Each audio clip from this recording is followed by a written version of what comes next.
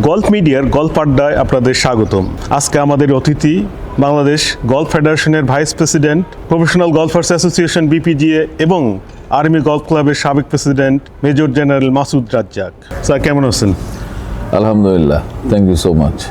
এই যে গল্ফ ক্যারিয়ারের শুরু, আপনি আর্মি অফিসার ছিলেন, লম্বা সময় আপনি গল্ফের সঙ্গে যুক্ত, তো আপনার শুরুটা কিভাবে হলো? বেসিকলি আমি একজন স্পোর্টসম্যান, সো স্পোর্টসে সব কিছুর ভেতরেই any discipline of sports I have my passions. আর্মিতে যখন কেউ উইথ ট্রুপস চাকরি করে তখন ট্রুপসের সাথে সকালে পিটি করতে হয়, বিকেলে গেমস করতে হয়। ওই সময়টাতে গল্ফের সময় দেয়া বা গল্ফ খেলা ইম্পসিবল একটা ইস্যু আদার দেন হলিডেজ। সো গল্ফে আসলে আর্মিতে জুনিয়র অফিসার হিসেবে it's very difficult to get opportunity যেখানে 2 ঘন্টা আমি সময় দিয়ে খেলবো। তো অ্যাজ উই গ্রু আপ একটা সময়তে হেডকোয়ার্টারে চাকরি করতে হয় যেখানে ডাইরেক্টলি উইথ ট্রুপস আমার কোনো অ্যাক্টিভিটিস নাই। সে সকালবেলা আমি ওখানে আমার পিটিতে অ্যাটেন্ড করতে হয়, বাট ট্রুপসের সাথে কাজ করার জন্য তাদের কমান্ডাররা রয়েছে, আমরা যারা স্টাফ তারা তখন আলাদাভাবে আমাদের কাজ করে। তো ওই পর্যায়ে আস্তে আস্তে মোটামুটিভাবে আমাদের বয়সও হয়ে যায়। তো after 40 in fact I picked up golf. তা আমি সব ধরনের খেলাধুলা করি, সো প্যাশন তো রয়েই গেছে। আর খেলাধুলা করি বলে আর্মি লিডারশিপ ইজ এখানে তো একদম ইনগ্রেভ। সো একটা টিম নিয়ে গেলে তো টিমের ক্যাপ্টেন্সি করতে হয়, তাদের প্র্যাকটিস অর্গানাইজ করতে হয়, তাদের সব কিছু দেখাশোনা করতে হয়। তো how to organise a game, এটা আমাদের ওই মিলিটারি লিডারশিপ থেকে আসলে দায়িত্বের জন্যে এটা আমাদের ভেতরে গ্রো করে যায়। তো সেখান থেকেই যখন একটা পর্যায়ে এসছি আর ফিজিক্যালি যখন যেসব স্পোর্টসে ফিজিক্যাল অ্যাক্টিভিটিস ইন্টেন্সলি ইনভলভ, তাই বয়স হয়ে গেলে তো ওগুলো করা যায় না। Like you cannot play football, hockey, basketball, volleyball, even squash. তো তখন আস্তে আস্তে যেহেতু ওগুলো করতাম, তো বয়স যখন হয়ে গেছে তখন আর ওগুলো করা যায়নি। তো gradually as a sports lover গল্ফের প্রতি ইনক্লাইন্ড হয়ে গেলাম। At the same time golf ক্লাবগুলো এবং কোর্সগুলো সাধারণত তখনকার সময় শুধুমাত্র আর্মি ফরমেশনগুলোর সাথে ছিল, এখনও আছে, এখন আরও বেড়েছে সংখ্যায়। তো ওগুলোর অর্গানাইজেশনাল রেসপন্সিবিলিটি আমাদের উপরে চলে আসতো এক এক সময় এক এক জায়গাতে, বিভিন্ন জায়গায় চাকরি করার সুবাদে। তো তখন যেহেতু অর্গানাইজেশনাল রেসপন্সিবিলিটি আসতো, মাঠেও থাকতে হয়, ক্লাবেও যেতে হয়, দেখাশোনা করতে হয়। তো আস্তে আস্তে ওটার সাথে আসলে গেমসটাও ইন হয়ে গেছে তখন। তো এভাবেই গল্ফের সাথে সম্পৃক্ততা, এটা কিছুটা আমি বলবো যে কম্পালশন, আর কিছুটা হচ্ছে সিচুয়েশনাল, আর কিছুটা বয়স হয়ে গেছে। তো এখন একটু ফিজিক্যাল অ্যাক্টিভিটিস যেখানে ইন্টেন্সলি ইনভলভ না, সেই ধরনের গেমসে ইনভলভ থাকার জন্যে গল্ফটাতে আসলে চলে এসেছি। আপনি নিজে গলফার, তারপর সংগঠক হিসেবে সফল, রংপুরে ছিলেন, আর্মি গলফ ক্লাবের প্রেসিডেন্ট হিসেবে ছিলেন, তারপর বিপিজি এর প্রেসিডেন্ট ছিলেন, এখন আপনি হচ্ছেন গলফ ফেডারেশনের ভাইস প্রেসিডেন্ট। এই যে সংগঠক হিসেবে গলফকে দেখা এবং গলফার হিসেবে দেখা, দুটোর মধ্যে ডিফারেন্সটা কি? দু ধরনের কাজ। তবে আমি মনে করি গলফার না হলে গলফ রিলেটেড অর্গানাইজার হওয়াটা ভেরি ডিফিকাল্ট, কারণ golf is a different discipline of sports. এটার ভেতরে অনেক কিছু ইনভলভ থাকে। যারা গলফ খেলেন তারাই শুধু এটা রিয়েলাইজ করবেন। This is such a discipline of sports, এখানে যেমন প্যাশনটা ডেভেলপ করে, in fact it becomes addiction and passion both for a golfer. তো যখন এটার ভিতরে ঢুকতে হয় তখন অনেক নিটিগ্রিটি আছে, আর আমাদের বাংলাদেশি গল্ফটা তো ওভাবে ডেভেলপ করেনি। আমরা যখন শুরু করেছি তখন তো আরও এটা নাজুক অবস্থায় ছিল। তো তখন আসলে ন্যাচারালি উই ফেল দ্যাট এটার অর্গানাইজ করার জন্যে যারা যারা আছেন সেখানে হয়তো কন্ট্রিবিউট করার মতো স্কোপ আছে। আর আমাদের ওই যে বললাম, মিলিটারি চাকরিতে আমরা যেসব জায়গায় পোস্টিং হয়েছে, অ্যাপয়েন্টমেন্ট পেয়েছি, সেখানে আমাদের দায়িত্বও ছিল যে গলফ কোর্সটা আমার দায়িত্বে আছে। তো তখন ওটা ডেভেলপ করতে করতে আসলে এটা ইনহারেন্ট করে ফেলেছি। বাংলাদেশে আমরা 2 ধরনের গলফই দেখি, শৌখিন গলফ আর একটা হচ্ছে পেশাদার গলফ। ওয়ার্ল্ডে যদি দেখি যে গলফ বলতে আমরা যেটা চিনি সেটা হচ্ছে পেশাদার গলফ, কিন্তু আমাদের এখানে শৌখিন গলফটা বেশ জাঁকজমক হয়। তো পেশাদার গলফে বাংলাদেশের ভবিষ্যৎটা কিভাবে দেখেন আপনি? Right, worldwide, if you talk about golf, is professional golf. It's not the amateur golf. If Bangladesh wants to establish a strong position in the discipline of sports at global level, golfটা কিন্তু one of the very very priority sports discipline to my understanding. আমরা south Asian Bangladeshi আমাদের যে grow up করি, ছোট থেকে বড় হই, এবং আমাদের যে ফিজিক্যাল স্ট্রাকচার, আমাদের যে লিভিং হ্যাবিট, ফুড হ্যাবিট, এগুলো দিয়ে যখন আমরা বড় হতে থাকি, আমরা হয়তো ডোমেস্টিক লেভেলে ফিজিক্যালি ইন্টেন্স স্পোর্টসগুলিতে হয়তো আমরা ম্যাচ করতে পারি, কিন্তু যখনই একটা বিয়ন্ড ডোমেস্টিক, রিজিওনাল বা গ্লোবাল স্টেজে যায়, সেখানে ম্যাচ করার মতো আমাদের যে ফিজিক্যাল স্ট্রাকচার, যে নিউট্রিশনটা আমার দরকার ছোটোবেলার থেকে, আমাদের সব প্লেয়াররা ওরকম সোশ্যাল অ্যান্ড ফিনান্সিয়াল স্টেটে থাকে না যে সে ওইভাবে গড়ে উঠবে। সো আমাদের দেশের জন্যে, হ্যাঁ, আমরা ফুটবল, আমরা হকি, বাস্কেট, ভলিবল, এগুলোকে কিন্তু আমরা চেষ্টা করে যাচ্ছি, বাট যেগুলো ফিজিক্যাল কন্ট্যাক্ট যেসব গেমে কম অপোনেন্টের সাথে, সেই গেমগুলো কিন্তু easy to pick up at certain level. So সেই হিসাবে গল্ফ তো নিজের এগেনস্টে নিজের খেলতে হয়। It's an individual skill, sense, right? গল্ফটা one of the very very I would say that sports discipline, যেটা নিয়ে কিন্তু আমরা একেবারেই উপরের দিকে চিন্তা করতে পারি। আমাদের এক্সাম্পল আছে, আমাদের দেশের একমাত্র অ্যাথলেট সিদ্দিকুর রহমান, যিনি অলিম্পিকে খেলেছেন নিজের মেরিটে, ওখানে উনি চান্স পেয়েছেন। ওয়াইল্ড কার্ড ছাড়া ফার্স্ট ওয়াইল্ড কার্ড ছাড়া। আমাদের এখন অ্যাজ গুড অ্যাজ 10 জন প্লেয়ার বাহিরে খেলতে পারে। অ্যাট দ্য মোমেন্ট আমাদের 4টা প্লেয়ার পিজিটিএতে খেলতেছে। আমাদের সিদ্দিক যেমন এশিয়ান লেভেলে তার 2টো ট্রফি আছে, এশিয়ান ডেভেলপমেন্ট ট্যুরে তার 2টো ট্রফি আছে, জামালের পিজিটিএতে অ্যাজ গুড অ্যাজ 6 ট্রফি আছে। জাস্ট এই যে গতকাল না পরশুদিন শেষ হলো, সে রানার আপ হচ্ছে, হি ওয়াজ লিডিং এবং আমরা খুব আশাবাদী ছিলাম। হি ওয়াজ প্লেইং ভেরি গুড, আলহামদুলিল্লাহ, but he became the second one. এবং আমাদের বাদল দেখলাম আমি টপ 5-এ আছে। This are very encouraging thing.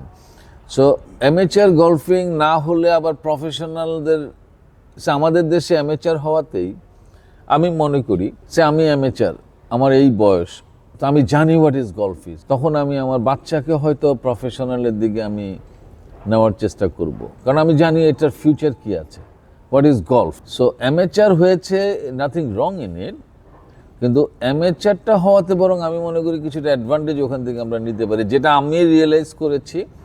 এবং এখনকার যে জেনারেশন আমরা অর্গানাইজিং সেটআপের ভেতরে আছি, আমরা খুব ভালোভাবে রিয়েলাইজ করছি অ্যাট দ্য মোমেন্ট যে yes, let us take the advantage of that, because আমরা সচরাচর বলে থাকি golf is a game of privileged persons, though it is not all the time correct, but however তো প্রিভিলেজ পারসনরাই তো golf খেলছে, তো তাদেরই সাপোর্ট নিয়ে let us bring up under privilege persons, এবং তাদেরকে দিয়ে কিন্তু আমরা গলফটাকে নিয়ে যেতে পারি গ্লোবাল লেভেলে।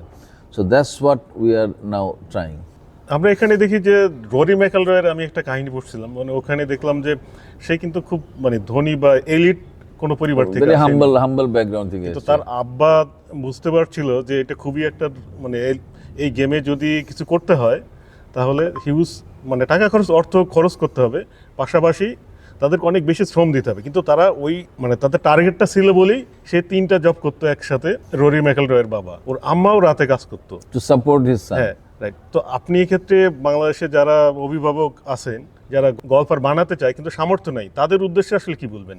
তাদের উদ্দেশ্যে আমি বলবো যে দেখেন, আমরা গলফটা ফার্স্ট অফ অল গলফটাকে ছড়িয়ে দিতে হবে, গলফটাকে সবার মাঝে এমনভাবে ছড়াতে হবে যাতে সবাই গলফের কাছে রিচ করতে পারে।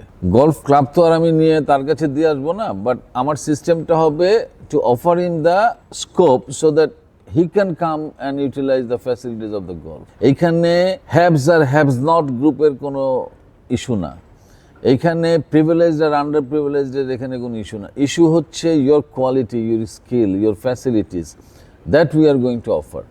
This is one.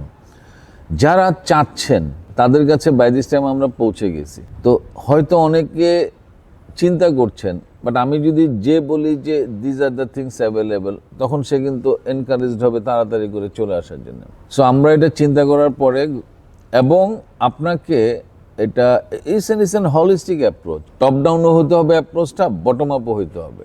অর্থাৎ গ্রাসরুট থেকে স্টেট হেডে যেতে হবে, স্টেট হেড থেকে আবার গ্রাসরুট লেডে আসতে। সো এখন কি মন্ত্রণালয়, ক্রীড়া মন্ত্রণালয়, Olympic association, national sports council, আমরা ওই পর্যন্ত পৌঁছে গিয়েছি।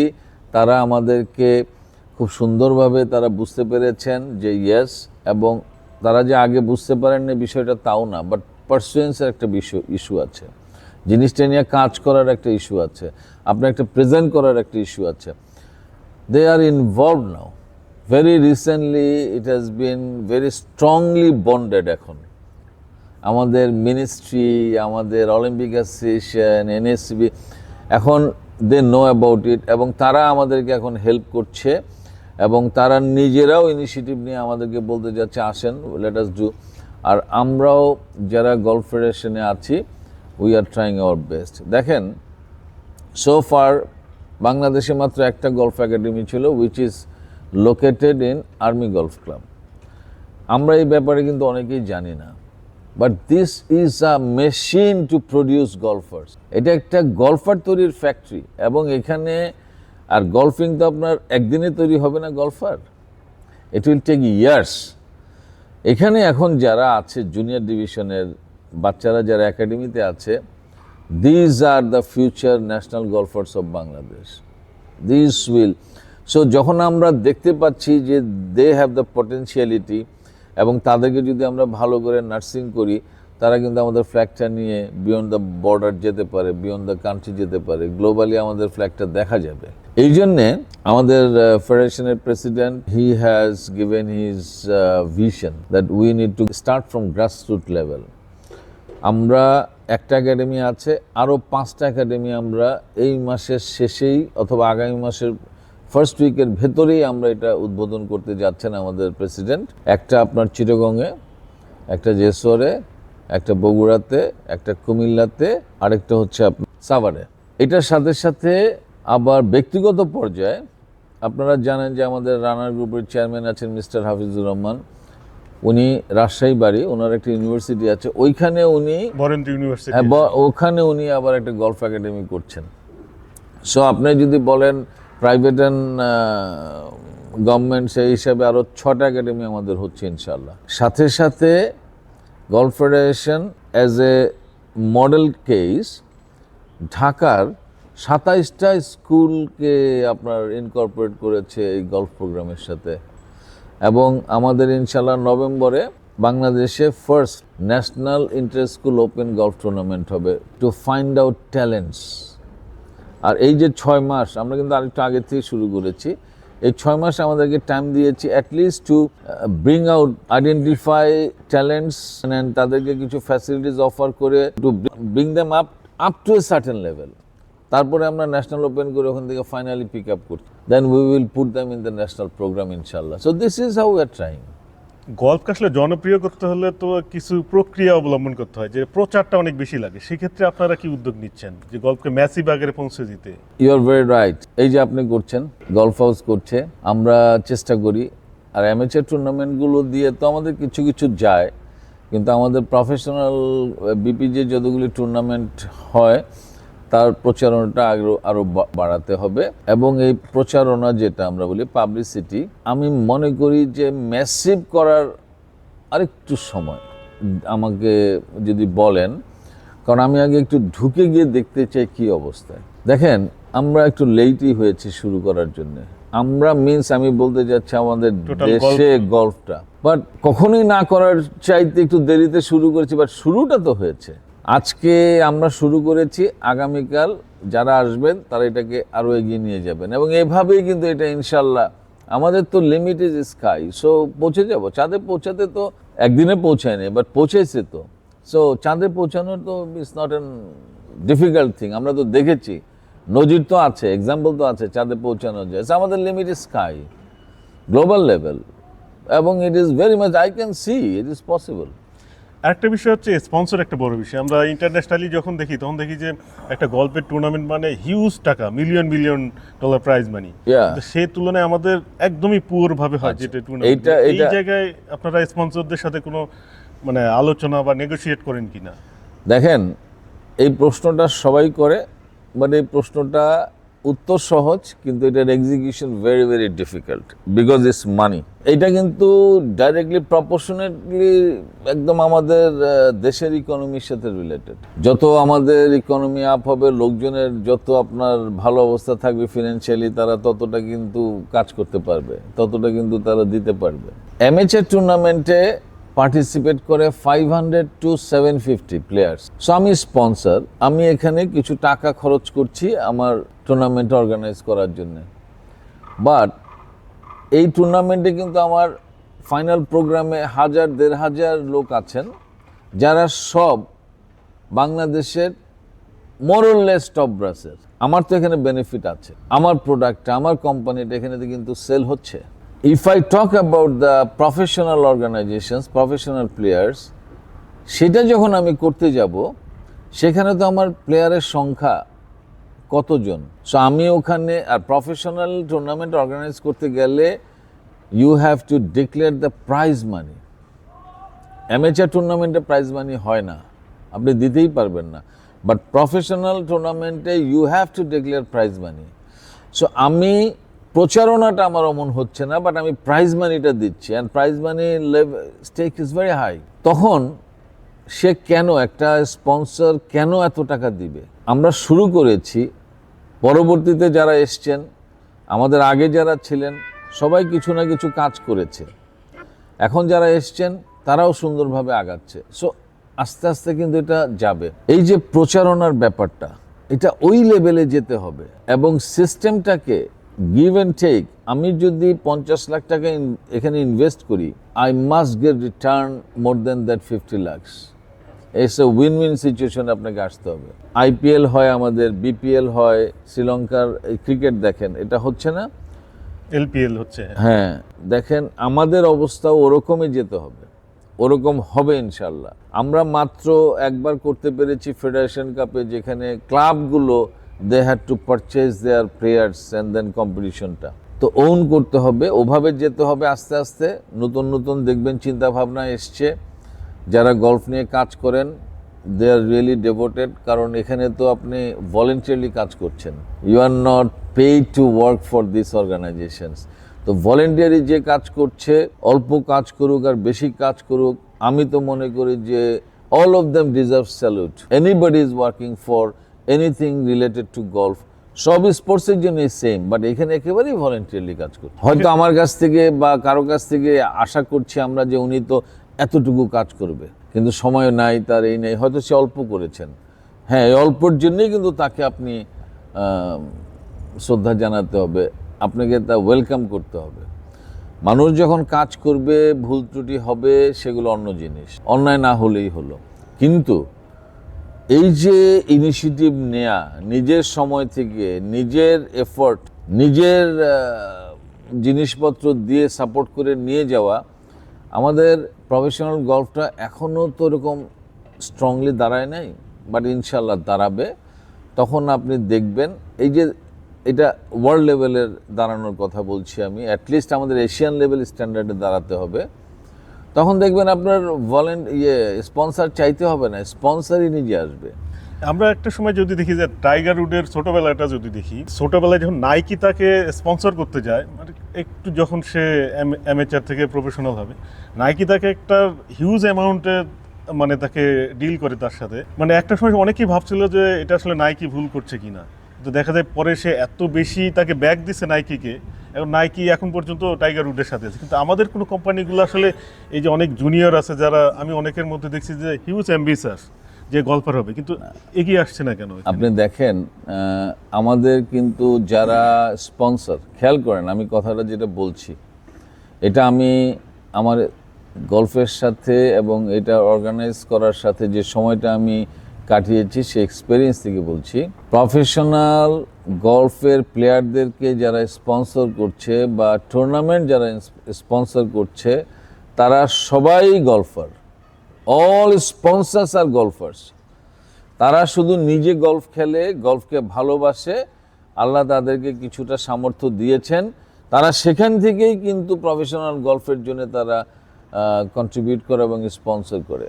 আপনি আমাদের দেশে এখনো আনফরচুনেটলি আমরা ওই জায়গায় পৌঁছাই নাই যে এইটা একটা আপনার টোটালি প্রফেশনাল গলফ বলতে, কিন্তু this an profession just like আপনার ডক্টর, ইঞ্জিনিয়ার্স, ইকোনমিস্ট, টিচার্স, এগুলো যেমন professional golf is a profession.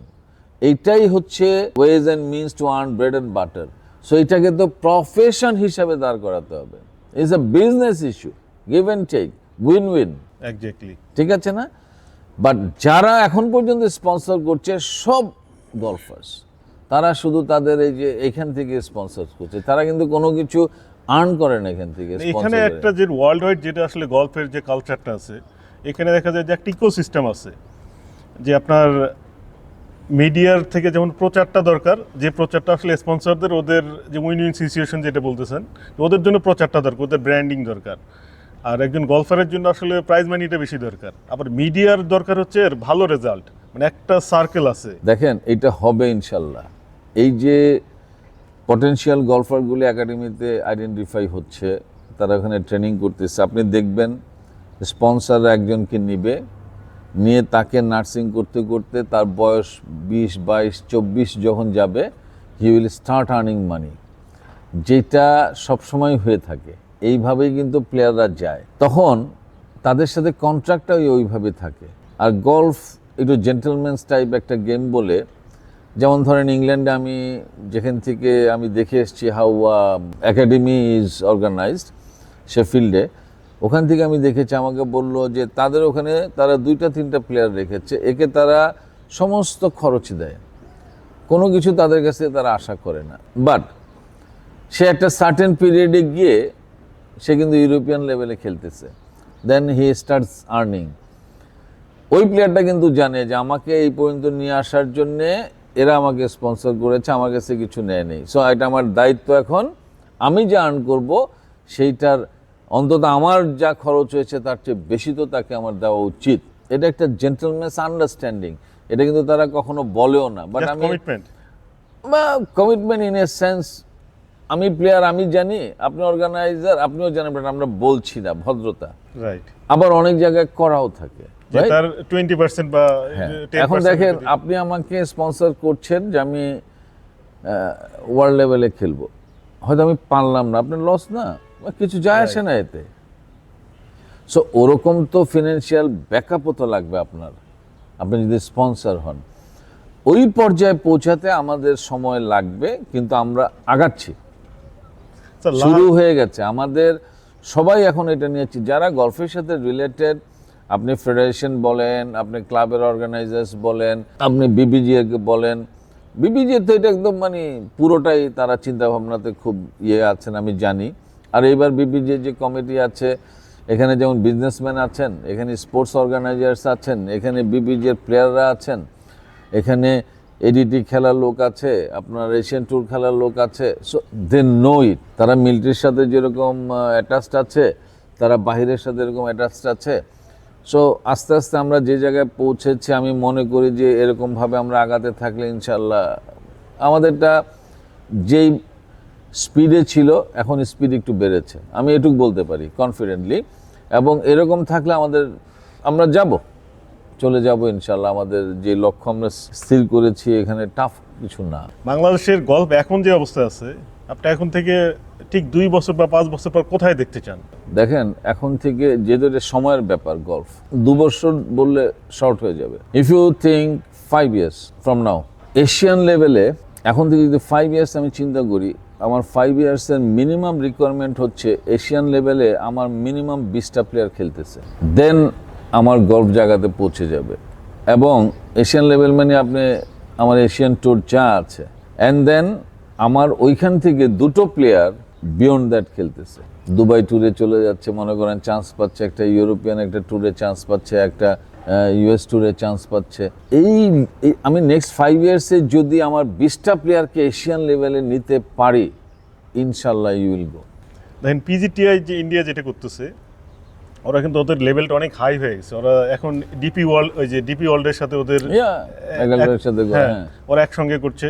তো সেক্ষেত্রে বাংলাদেশে আমরা কোনো ট্যুর ওই লেভেলে নিয়ে যেতে পাচ্ছি না কেন?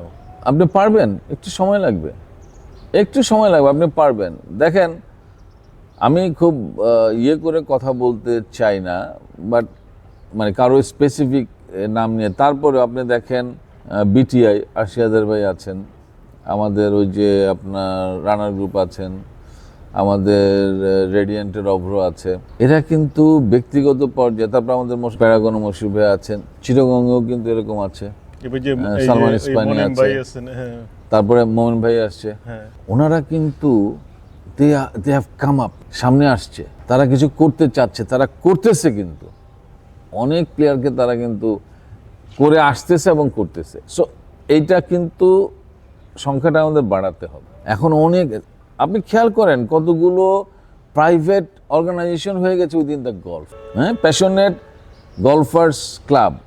এই যে একটু পরে এখন টুর্নামেন্ট চলতেছে, লায়ন্স, টাইগার্স টাইগার আছে। লোকজন এখন they love golf, they find that this is one of the beautiful sports discipline. It has a class is, I would say that class is not that important. মানে আপনি একটা ভালো জায়গায়, ভালো পরিবেশে, ভালো সময় কাটাতে পারেন, along with a very very critical sports discipline. এটা কিন্তু very critical sports discipline, not very easy to play. তো এই আর কি। তো আমি খুব আশাবাদী ইনশাল্লাহ। আপনি দেখেন, একজন কখনো একটা সময়ের ভেতরে পারে না, একজন একটা স্টেপ দিবে, আরেকজন আরেকটা স্টেপ দিবে, এইভাবেই আমাদের এগিয়ে চলা। এবং দেখবেন সামডে আপনি একটা লেভেলে পৌঁছে গেছেন।